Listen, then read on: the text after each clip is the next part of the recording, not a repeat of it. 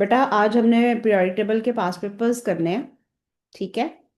और इससे आपको आइडिया हो जाएगा कि किस किस्म के क्वेश्चंस जो हैं वो हमें आते हैं एग्जाम में। मार्किंग भी दी हुई है साथ में, आपको प्रॉपर पता चलेगा कि हमने कहाँ पे कितने मार्क्स के लिए हमने क्या प्रॉपर टर्म यूज करनी है। ओके, क्वेश्चन नंबर 1 देखें। The chemical elements are arranged in the periodic table in groups and periods. So A part का फर्स्ट पार्ट है, describe how the metallic character of the elements changes from left to right across a period.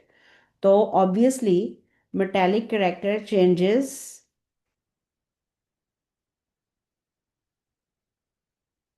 metallic character changes to non-metallic across a period।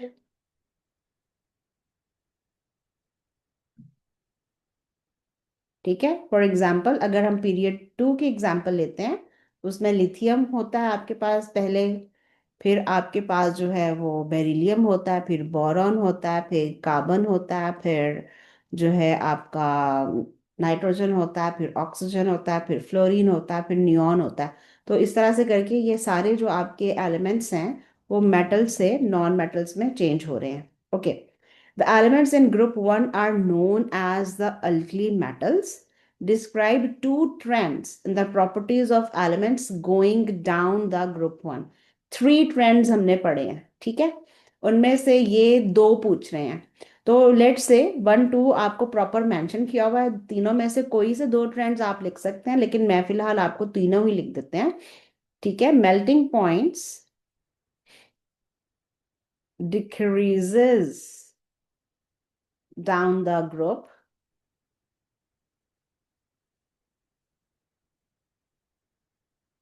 and density increases down the group।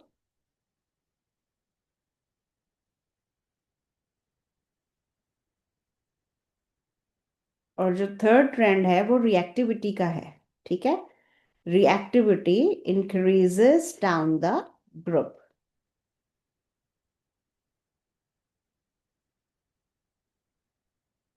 तो आप इन तीनों में से कोई से दो जो आपको बहुत अच्छी तरह से याद है आप उसमें लिख सकते हैं। ठीक हो गया। ओके, नेक्स्ट मूव करते हैं। आसान क्वेश्चन था ये। This question is about metals. Iron is a transition metal. Potassium is an element in group 1 of the periodic table। State two differences in the physical properties of iron compared to potassium।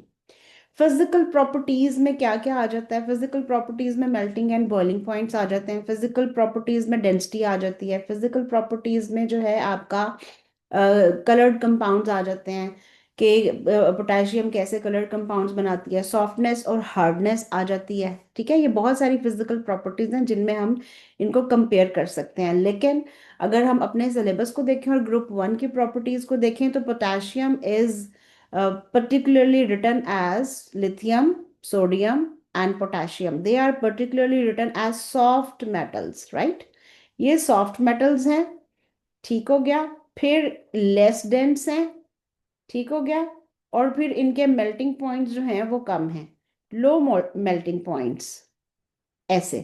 जबकि iron इसके total opposite है, transition metal है। Transition metal की properties हमने पढ़ी थी। They have high, iron की बात करें ट्रांजिशन मेटल, ठीक है, तो high melting points, high density,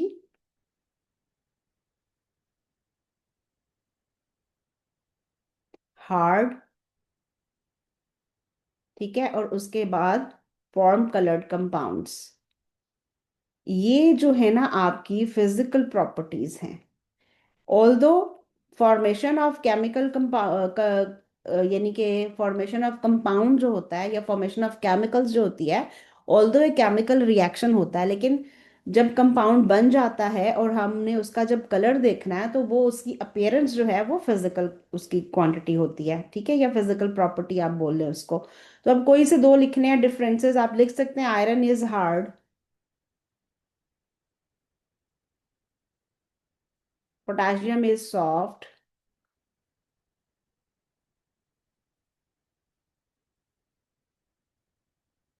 and iron has high melting point,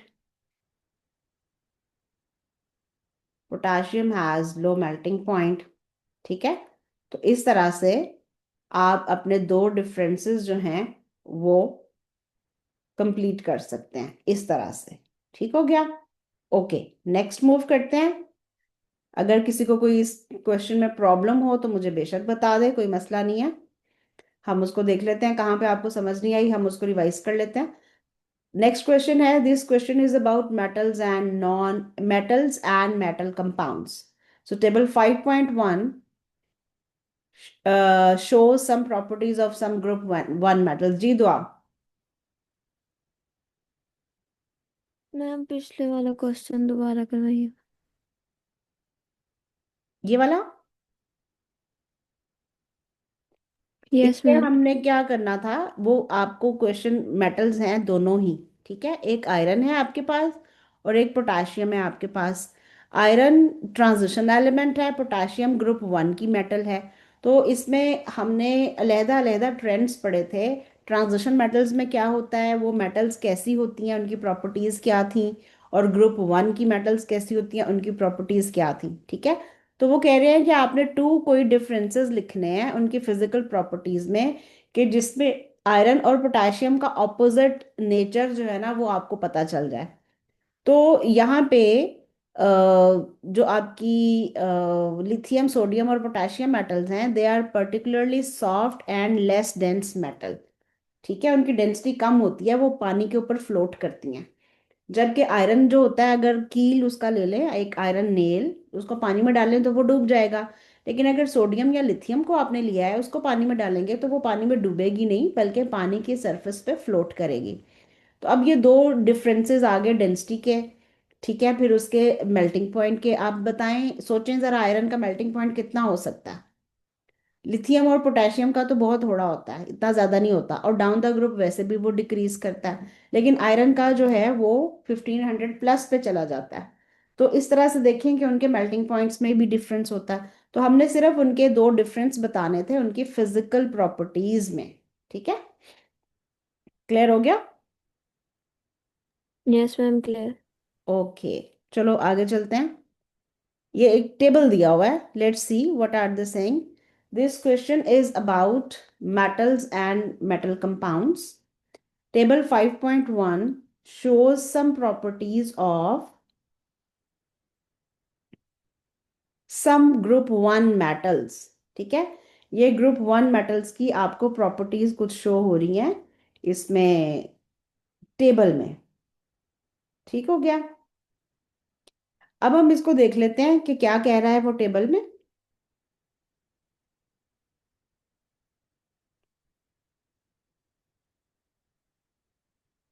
metal दी हुई है उसने, sodium, potassium, rubidium and caesium. Melting point दिया हुआ है 98, 63 एंड 29, बीच में ब्लैंक्स हैं।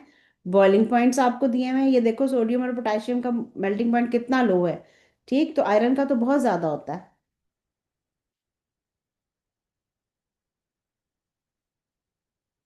ओके, उसके बाद आपके पास ऑब्जर्वेशंस आ जाती हैं कि वो वाटर के साथ कैसे रिएक्ट कर रहा है। Bubbles form rapidly but no flame.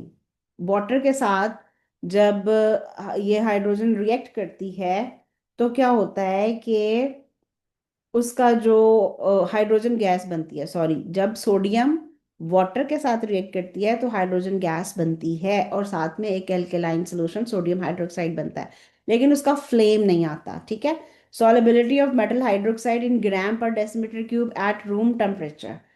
अच्छा, उसके बाद ये उन्होंने पूछा हुआ है आपसे, फिर ये पोटाशियम की इसी तरह वैल्यूज दी हुई है, मेल्टिंग पॉइंट दिया है, बॉइलिंग पॉइंट दिया है, ऑब्जर्वेशन दी हुई है हमें। ऑब्जर्वेशन ये लिखनी है हमने। ठीक है, ये हमने कंप्लीट करने हैं, बट लेट्स सी वो क्या कहता है। हमने यहाँ पे कंप्लीट नहीं करने, हमने जो है ना वो आगे क्वेश्चंस दिए हुए हैं उसको देख के कंप्लीट करने हैं। ठीक हो गया? क्वेश्चन नंबर 3A1 में वो कह रहा है कि हमने ये टेबल यूज करना है अपनी इंफॉर्मेशन के लिए, और ये प्रिडिक्ट करने हैं हमने, दिस इज प्रिडिक्शन। ये जरूरी नहीं है कि आपको एग्जैक्ट फिगर्स याद हों, और वो हम याद करते भी नहीं है, ठीक है, हमने सिर्फ अपने ट्रेंड्स फॉलो करने हैं। ये देखें, आप देखें सोडियम पोटासियम रुबिडियम सीजियम, ये डाउन द ग्रुप आपके मेल्टिंग पॉइंट्स जो हैं वो डिक्रीज हो रहे हैं, ठीक। तो अब वो पूछ रहा है कि मेल्टिंग पॉइंट ऑफ रुबिडियम आपने प्रिडिक्ट कर देना है। तो आप कैसे इसको लिखेंगे, ये देखो, ये 29 है, तो इसका मतलब है कि, और ये 63 है, तो ये जो रुबिडियम की वैल्यू है ये 29 और 63 के दरमियान होनी चाहिए, कोई भी वैल्यू आप लिख सकते हैं, ठीक है। 62 से लेके 30 तक आप कोई भी वैल्यू यहाँ पे लिख सकते हैं, लेकिन लिखनी एक ही वैल्यू है, यहाँ पे रेंज नहीं लिखनी, ठीक है। सम स्टूडेंट्स करते हैं कि यहाँ पे 62 to 30 या कुछ भी रेंज लिख के आते हैं। देखिए, क्वेश्चन में आपने क्वेश्चन फॉर्मेट को फॉलो करना है, जैसे यहाँ पे फॉर्मेट दिया हुआ है आपने भी उसी तरह लिखना है। तो what ever the value is it should between 63 and 29, ठीक है। तो फॉर एग्जाम्पल मैं लिख देती हूँ कि 54। अब चूंकि मैंने प्रिडिक्ट करना है और मैंने यहाँ लिखना है, वहां पे नहीं लिखना, ये वहां पे भी अगर टेबल में भी लिख देंगे तो डज नॉट मैटर, लेकिन जो आपकी स्पेस एक्चुअल प्रोवाइडेड है वो ये है। तो मैं लिख देती हूँ 54 डिग्री सेल्सियस, ठीक है, इस तरह से। उसके बाद है the solubility of sodium hydroxide eight room temperature. अच्छा, अब solubility जो है ये देखो आपको दी हुई है इन ग्राम पर decimetre cube at room temperature. अब यहाँ पे जो पोटासियम की वैल्यू है वो 1130 है, तो आपने 1130 से पहले पहले कोई भी वैल्यू लिखनी है, 100 से ऊपर हो और 1100 से नीचे, ठीक है। तो ये देखो आपका डिफरेंस कितना है, 11, आपको यहाँ पे 1100 है, फिर 1900 है, फिर 3800 है, इसका मतलब ये है कि आप एटलीस्ट 1000 का डिफरेंस डाल सकते हैं। तो अगर हम यहाँ पे 100 लिखते हैं तो हमारे पास जो है वो 1000 का डिफरेंस आ जाता है तकरीबन। तो देखें, जैसे जैसे हम नीचे मूव करते जाते हैं सॉलिबिलिटी बहुत ज्यादा इंक्रीज हो रही है, ठीक। तो आप 100 से लेके यहाँ पे 1000 तक कोई भी वैल्यू लिख सकते हैं, लेकिन अगर आप ट्रेंड फॉलो कर रहे हैं तो they are increasing very rapidly, बहुत हाई डिफरेंस आ रहा है। तो आप आराम से 100 वैल्यू यहाँ पे पुट इन कर सकते हैं, ठीक। ओके, उसके बाद आ जाएं, यहाँ पे करेंगे हम 100 ग्राम्स पर डेसीमीटर क्यूब। टेबल होगा तो हमें उसमें चूंकि यूनिट्स दी हुई होती हैं तो हमें यहाँ पे लिखने की जरूरत नहीं होती, लेकिन यहाँ पे अगर लिख लें तो बेहतर है। ओके, अब वो कह रहे हैं कि the observations when potassium reacts with water. ये देखो यहाँ पे सोडियम में फ्लेम नहीं आता, लेकिन आपको पता है कि पोटेशियम में जो है वो आपको फ्लेम भी आता है। फ्लेम का कलर अगर आपको याद है तो बहुत ही अच्छी बात है, लेकिन अगर नहीं याद तो भी इट्स ओके। तो दो ऑब्जर्वेशंस आएंगी यहाँ पे, बबल्स एंड फ्लेम। ऑब्जर्वेशंस में पहली ऑब्जर्वेशन आएगी बबल्स। अब ये बबल्स किस चीज के हैं भाई, बबल्स ऑफ हाइड्रोजन गैस। जरूरी नहीं है, आपसे सिर्फ ऑब्जर्वेशन पूछी हुई है, जरूरी नहीं है कि आप यहाँ पे हाइड्रोजन लिखें, ठीक है, इट्स नॉट नेसेसरी, लेकिन अगर आपको कंप्लीट आता है तो आप लिख दें बबल्स ऑफ हाइड्रोजन गैस, और उसके बाद यहाँ पे आएगा लाइलेक फ्लेम, ठीक है। अगर फ्लेम का कलर नहीं याद तो आप सिर्फ फ्लेम भी लिख सकते हैं, 1 मार्क का क्वेश्चन है। और यहाँ पे उसने वर्ड यूज किया ऑब्जर्वेशंस, तो इसका मतलब है कि आप दोनों ही ऑब्जर्वेशंस लिखेंगे तो आपका 1 मार्क जो है वो कंप्लीट होगा। ओके, उसके बाद आ जाए नेक्स्ट पे, the physical state of caesium at 20 degree Celsius, give a reason for your answer. देखो 29 पे वो मेल्ट हो रहा है, और 20 पे वो क्या होगा, 20 जो टेम्परेचर है दैट इज लेस देन 29, तो फिजिकल स्टेट जो है वो तो सॉलिड होगी, ठीक है, solid, physical state will be solid, 29 पे जाके वो लिक्विड में कन्वर्ट होगी ना, ठीक है। रीजन क्या है, रीजन आपने ये देनी है कि 20 degree centigrade is below the melting point, ठीक है, 20 degree Celsius is below the melting point of caesium, लेकिन वो पूछ रहा है तो इसलिए हमें यहाँ पे दोबारा सीजियम लिखने की जरूरत नहीं है, उसने क्वेश्चन में मेंशन कर दिया है। ठीक, अब बताइए, यहाँ तक किसी को कोई इशू है, कोई प्रॉब्लम है तो बता दे, उसको हम डिस्कस कर लेते हैं।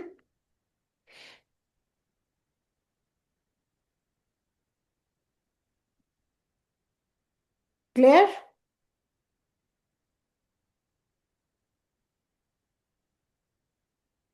क्लियर हो गया बच्चों? Yes ma'am.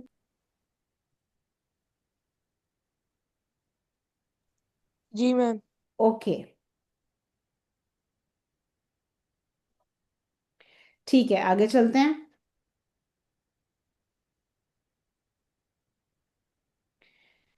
क्वेश्चन नंबर 4 है, the table shows some properties of 4 group 1 elements. Lithium, sodium, potassium, rubidium, melting points दिए हुए हैं, बॉइलिंग पॉइंट्स दिए हुए हैं, और रिलेटिव हार्डनेस दी हुई है। अब आपने सबसे पहले जब टेबल को देखना है तो आपने अपने मेल्टिंग पॉइंट्स और इन सब के ट्रेंड्स फॉलो करने हैं। देखो, मेल्टिंग पॉइंट्स डिक्रीज कर रहे हैं, बॉइलिंग पॉइंट्स भी डिक्रीज कर रहे हैं, और रिलेटिव हार्डनेस भी डिक्रीज कर रही है। ठीक, so complete the table by estimating. अब फिर यहाँ पे आपने प्रोडिक्शन करनी है, आपने यहाँ पे कोई भी ऐसी चीज या कुछ भी ऐसी नहीं वैल्यू लिखनी कि जो 100% राइट हो, क्योंकि हम याद नहीं करते यहाँ पे ये वैल्यूज, हमने ट्रेंड्स फॉलो करने होते हैं। तो आप देख सकते हैं कि अगर हम यहाँ पे बॉइलिंग पॉइंट वो पूछ रहे हैं, predict the physical state of lithium at 200 degree centigrade, give reason for your answer. पहले कब टेबल कंप्लीट कर लेते हैं। वो कह रहे हैं complete the table by estimating the boiling point of sodium, the relative hardness of lithium. तो क्या आप समझ रहे हैं कि बॉइलिंग पॉइंट ऑफ लिथियम कैसा होगा?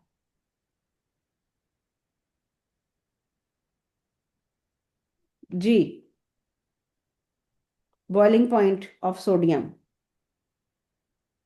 देख लो, ये 13,000, सॉरी 1,342 है, और ये आपका 760 है। इन दोनों के दरमियान की कोई वन वैल्यू जो है थाउजेंड वो आपने लिखनी है। ठीक है, क्लियर?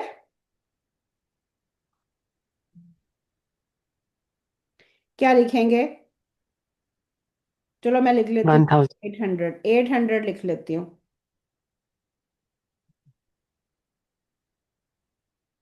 ठीक हो गया, क्योंकि ये 760 है ना, और ये 1,000 है, तो इनके दरमियान की कोई वैल्यू 800 भी हो सकती है, 850 भी, 830 भी, 890 भी, वट एवर, लेकिन इन दो वैल्यूज के दरमियान ही आपने फिगर को लिखना है। ओके, उसके बाद वो कह रहा है रिलेटिव हार्डनेस। अब हार्डनेस जो है, आपको जैसे ट्रेंड नजर आ रहा है कि ये डाउन द ग्रुप डिक्रीज करी है। अब हार्डनेस की वैल्यू तो आपको नहीं पता, but any value which should be above the 0.70, तो 7.70 से बड़ी वैल्यू हो वो आपने लिखनी है। तो लेट्स से कि मैं यहाँ लिख देती हूँ कि 1.0। ठीक है, 1.00। देखो, 2 डेसिमल प्लेस यूज किए हुए हैं आपके, तो आप इसको 2 डेसिमल प्लेस में लिख सकते हैं। तो 1.00 मैंने लिख दिया है, जरूरी नहीं है कि ये ठीक हो, लेकिन आप लिख सकते हैं। ठीक हो गया, क्योंकि हमने ट्रेंड फॉलो करना है, हमने कोई इसमें ओरिजिनल जो है वो उसके एक्चुअल हार्डनेस, मेल्टिंग पॉइंट्स या बॉइलिंग पॉइंट्स हमने नहीं देने। ओके जी, ये हमारा टेबल कंप्लीट हो गया। अब आगे चलते हैं। Predict the physical state of lithium at 200 degree Celsius. अब मेल्टिंग पॉइंट देख लें आपका कितना है लिथियम का। लिथियम का मेल्टिंग पॉइंट है जनाब 181 डिग्री सेल्सियस, और बॉइलिंग पॉइंट कितना है 1,342। तो 181 और 1342 के दरमियान ये किस स्टेट पे होगा भाई?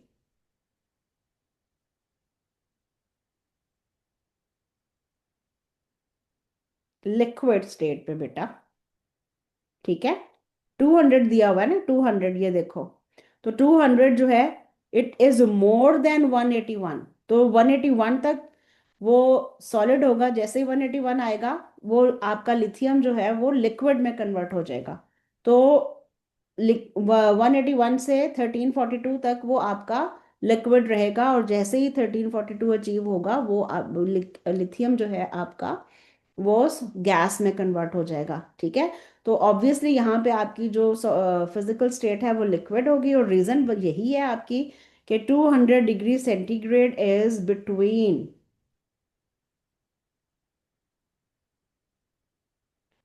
Between the melting and boiling points.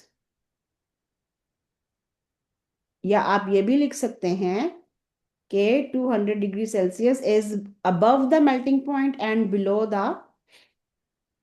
Boiling point. 200, इसमें से कोई एक बात लिखनी है आपने। 200 degree Celsius is above the melting point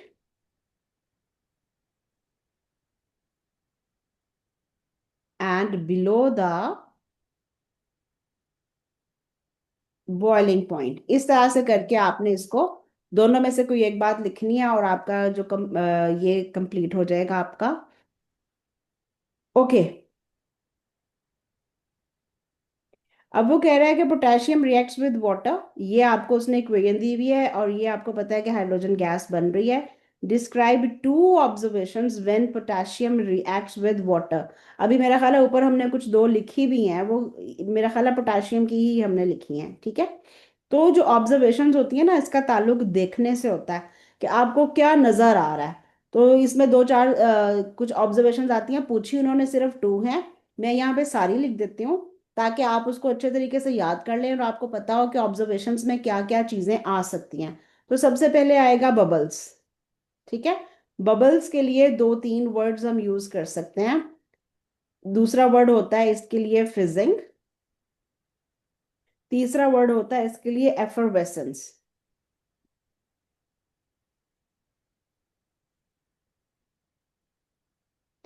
फिर आ जाएगा आपका कि पोटाशियम डिसअपियर्स। सॉलिड होता है ना, मेटल होती है आपकी, तो वो जब रिएक्ट करती है तो आहिस्ता आहिस्ता डिसॉल्व होना शुरू हो जाती है। तो जैसे ही उसका रिएक्शन होता है वो खत्म होना शुरू हो जाती है, घुलना शुरू हो जाती है। ठीक है, ओके। उसके बाद है bubbles move around, potassium floats on the surface,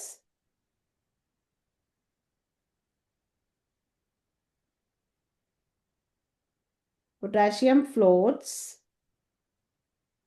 on water surface।